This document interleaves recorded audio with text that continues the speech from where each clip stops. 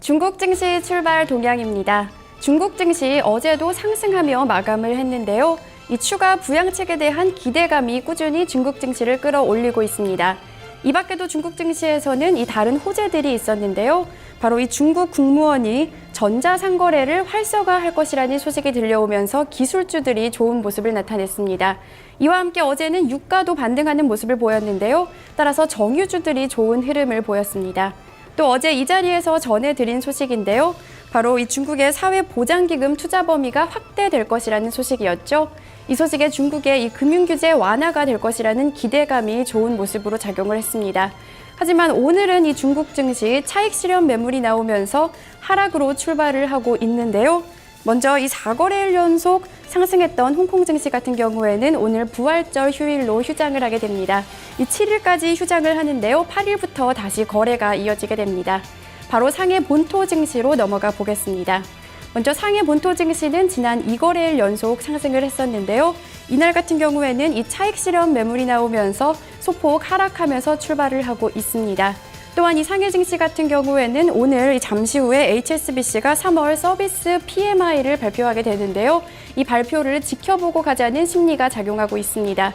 이 제조업 PMI 같은 경우에는 반등세를 나타낸 가운데 이 서비스 PMI가 어떤 수치를 나타낼지 기대감이 높아지고 있는데요. 먼저 상해 증시 정확한 수치 함께 살펴보시겠습니다.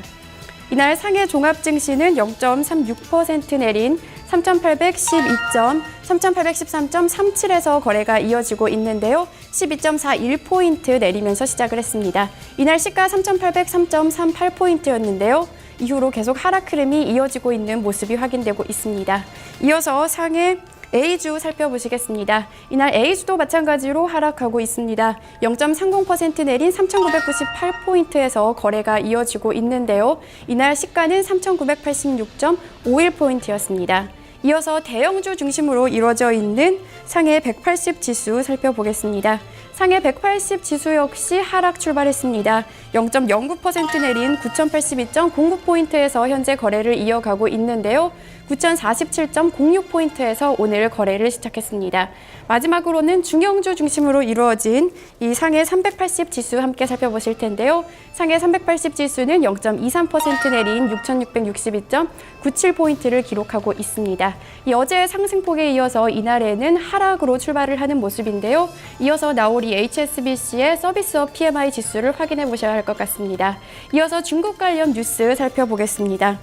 앞서 말씀드린 것처럼 최근 중국 증시 상승세가 이어지고 있습니다.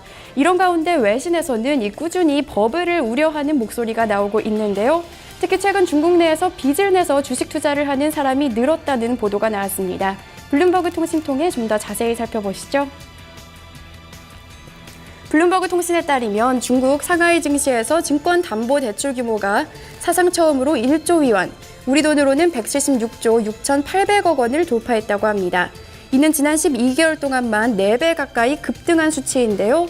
증권담보대출 규모는 이 투자자가 보유한 주식을 담보로 증권사에서 대출을 받는 것을 뜻합니다. 지난 1년간 중국 증시가 86%나 급등하면서 빚을 내서라도 증시에 투자하려는 중국인들이 크게 늘어나고 있는 것인데요. 블룸버그 통신은 이에 대해서 증권담보대출 규모가 크게 늘어나면서 중국 증시 랠리를 돕고 있긴 하지만 변동성도 함께 커지고 있다며 우려감을 내비쳤습니다. 만약 주가가 하락세로 돌아설 경우에는 엄청난 손실이 예상되기 때문인데요. 따라서 지난 1월 중국 증권당국은 투자금이 50만 위안 미만인 투자자에 대한 대출을 금지하는 등 이 규제를 펼치고 있지만 증권담보대출 규모는 여전히 늘어나고 있는 추세라고 합니다. 북한 드래곤라이프 보험 머니매니저는 빚을 내서 투자하는 것은 마치 양날의 검이라면서 증시가 하락세로 돌아설 경우 막대한 손실이 예상된다고 우려감을 내비쳤습니다.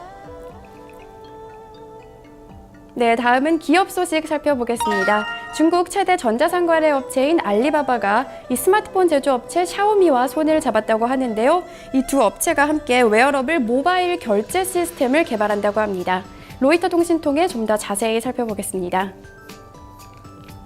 로이터 통신에 따르면 알리바바의 금융자회사인 엔트파이낸셜은 자사 모바일 결제 시스템인 알리페이와 샤오미의 웨어러블 팔찌인 미밴드를 연결해서 웨어러블 모바일 결제 시스템을 개발하겠다고 밝혔습니다. 이 웨어러블 모바일 결제 시스템은 알리페이와 미밴드의 이름을 따서 알리페이 미밴드라고 불리게 되는데요. 이 알리페이 미밴드를 사용하게 된다면 사용자들은 이 패스워드를 입력할 필요 없이 미밴드만 이용해서 간단하게 결제를 할 수 있게 됩니다. 알리페이는 중국 내에서 가장 인기 있는 온라인 결제 서비스인데요. 미밴드 역시 저렴한 가격의 웨어러블 팔찌로 중국 내에서 큰 사랑을 받고 있는 스마트 피트니스 팔찌입니다. 알리페이 미밴드는 구글 안드로이드 모바일 운영체제에서 가능하지만 다음 버전부터는 애플의 아이폰과도 호환될 예정이라고 하는데요.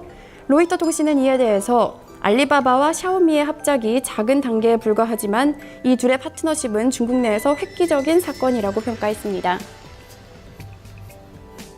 네, 주요 뉴스까지 함께 살펴봤는데요. 지금까지 중국 증시 출발 동향이었습니다.